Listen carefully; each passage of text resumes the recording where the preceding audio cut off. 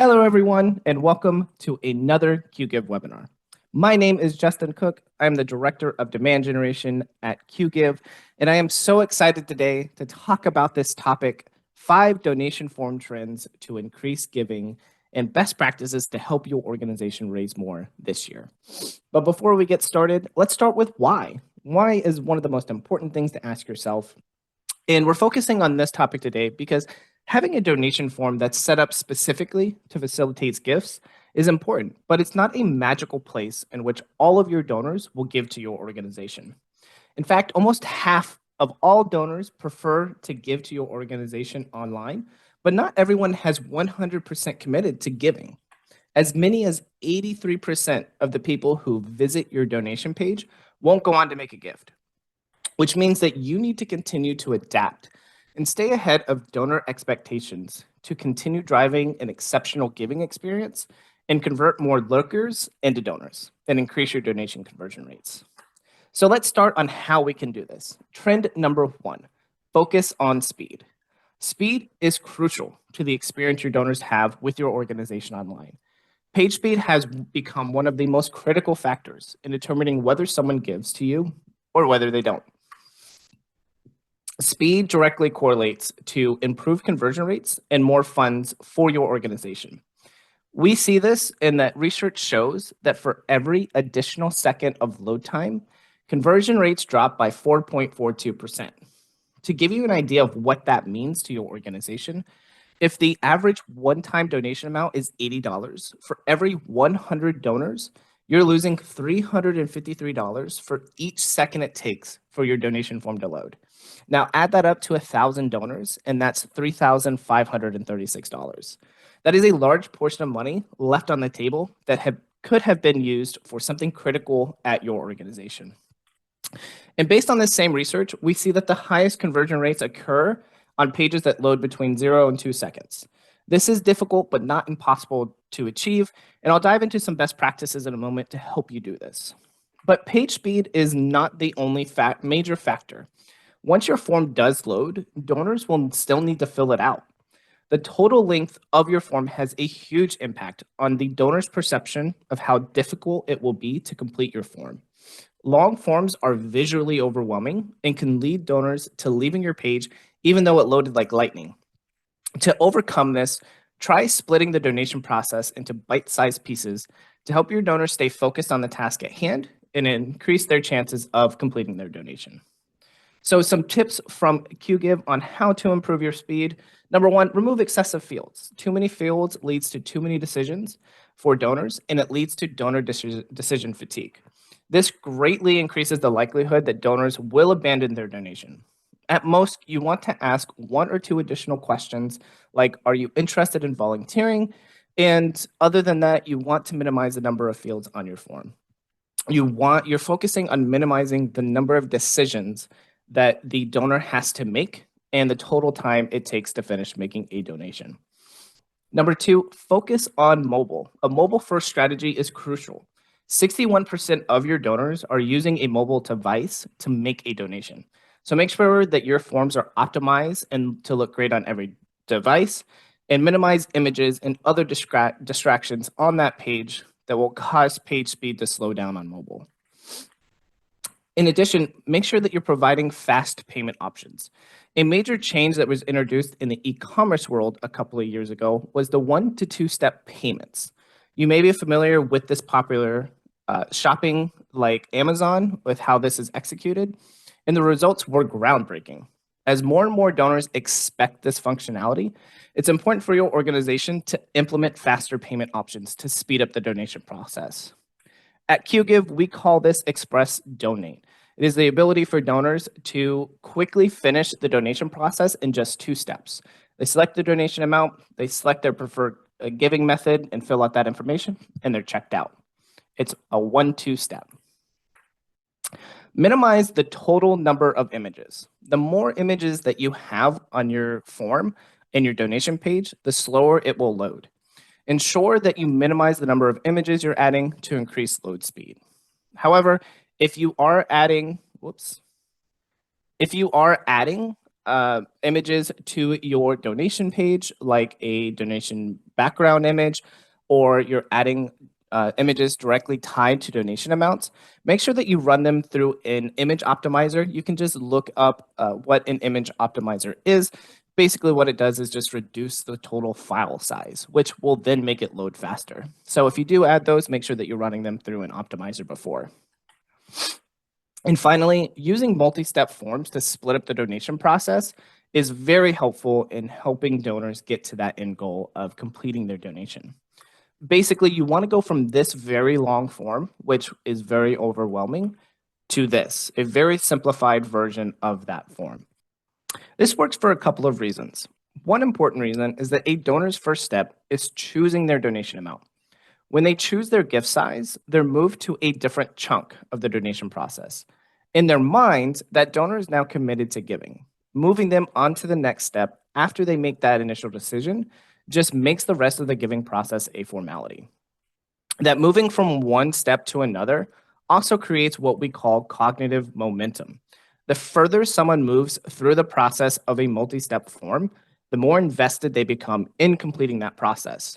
I'm no expert in physics, but you can think about it like regular momentum. Once something is in motion, it is likely to stay in motion. So once a donor starts the process, they're more likely to complete it. Trend number 2, personalize the giving experience for donors. This is a major step to help your organization engage donors and build deeper, more meaningful relationships. I mean, in the end, that is the goal of your donor retention, is to build these relationships. And that's where personalization can help during the giving process before you even start those retention efforts after they've given to your organization.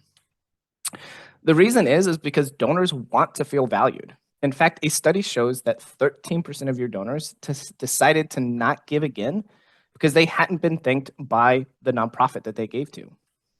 And personalization builds those connections with donors.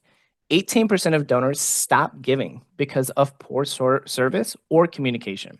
If you aren't sending personalized communications to your donors, here's a big reason why they may be leaving in your donor retention efforts. And 36% of donors actually stop giving to an organization because they start giving to another organization that they think is a more important cause. Adding personalization to your process will ensure that you're delivering the most impactful messaging to your donors based on what they're looking for and keep them engaged with your organization. A few things that you can do to add personalization throughout the giving process for your donors is 1, use personalization tokens.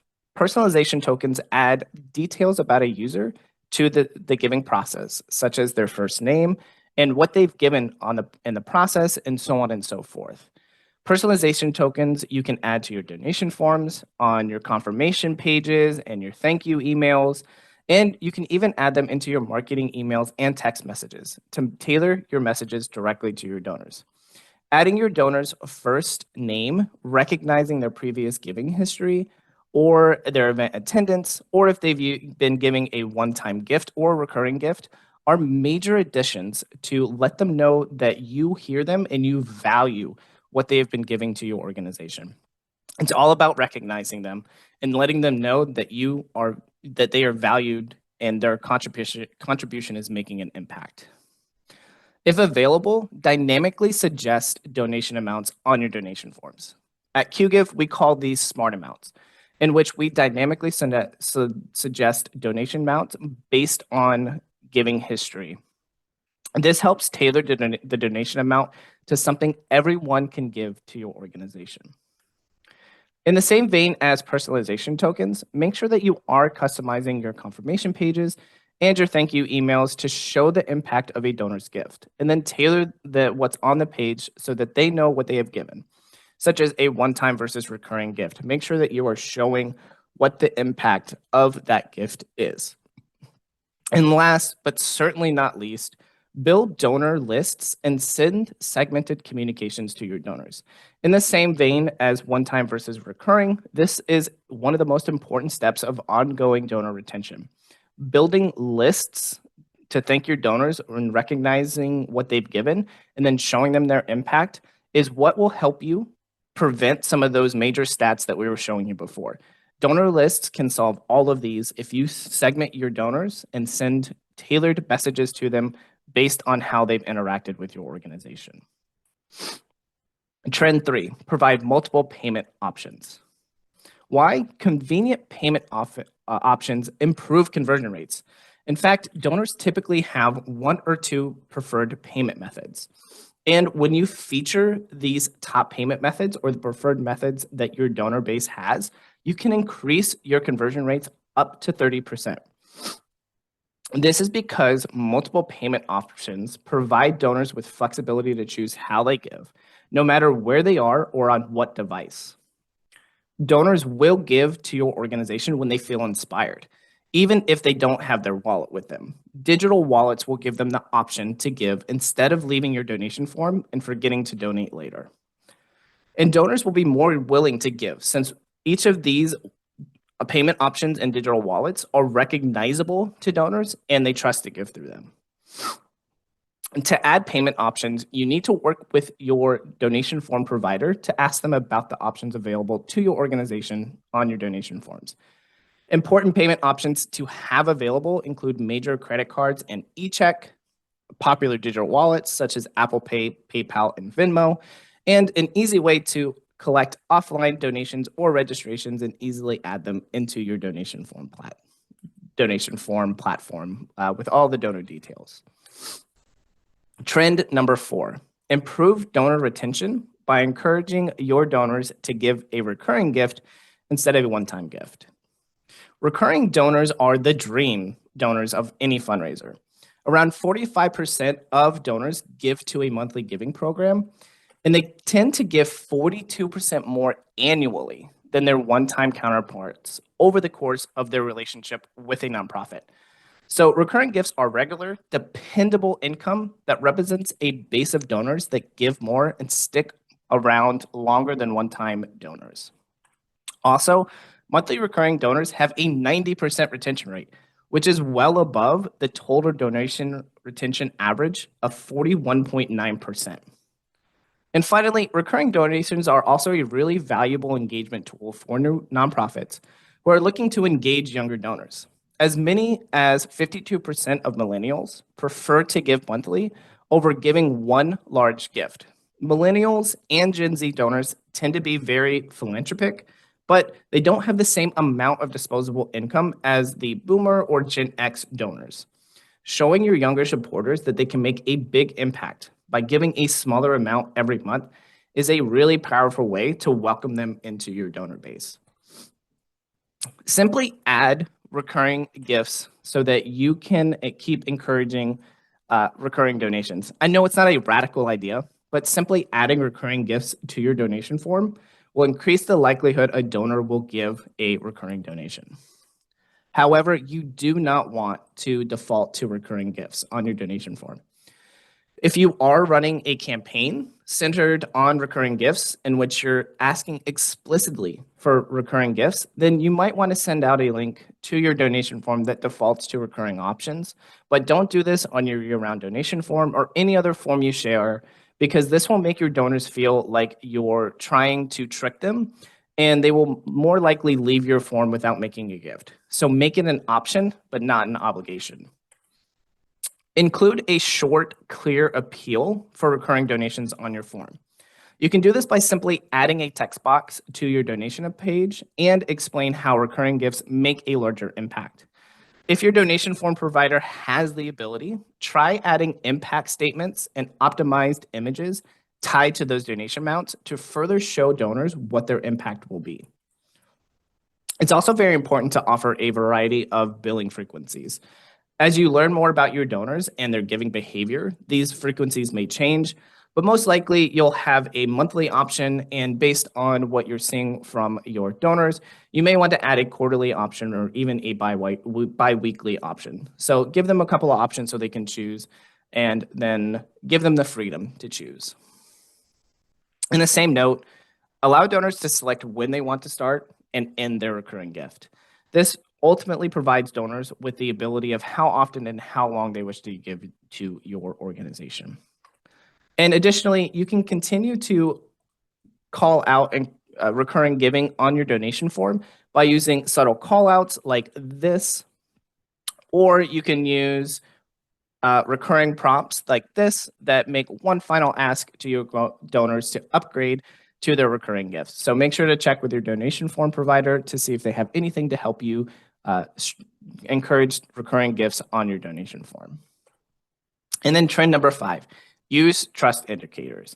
Now, these are very small, subtle details that you probably don't even think about as you build your donation forms, but they are very important to your donors. If you're not familiar with the term trust indicator, it references any small cues you can include on your form that signal to donors that their information is secure and their money will be used well. Now, there are 2 different kinds of trust indicators. One is inherent to your donation form. Those trust indicators include things like security certificates and shows donors their personal information is safe. The other kind of trust indicator are things like Charity Navigator and Guide Star badges, which is now Candid, that nonprofits place on their forms to reassure donors that they're giving to a trustworthy organization. Both kinds of these indicators are important. The first one makes donors feel more comfortable giving to you. Data leaks are a pain. Everyone has probably had an experience where their information was leaked and they had to replace a card. And showing donors that your form is secure is really important in giving them that peace of mind. And now the second makes donors feel more comfortable with your organization. If you can show donors that you're a trustworthy nonprofit that is a present on third-party evaluation sites, they'll be more likely to give to your organization. They know you're legitimate and that you're not just a fly-by-night nonprofit coming in to take their money and not use it well. In terms of donation form conversions, these trust indicators are tremendously important. And there are 3 things that I encourage you to do here. The first is to make sure your donation form is on a secure page. If your URL begins with the https:// then your donation form is safe. Some providers such as QGive will have this built into their landing pages. However, if you are on a different donation form provider or you do embed your donation form onto your website, the form will still be secure, but you're going to want to make sure that you work with your webmaster to make sure that you can add that security to your landing pages. The second is to have a lock icon by the payment information chunk of your donation form, as you can see here in the upper right. It's a very small detail, but next after found that adding a lock icon to the area containing payment fields increased donations by 95%. Donors want to feel safe when they're giving you their sensitive information, and a lock icon is a very simple way to do that. And finally, I want to encourage you to keep these digital certificates that you see here in the bottom right.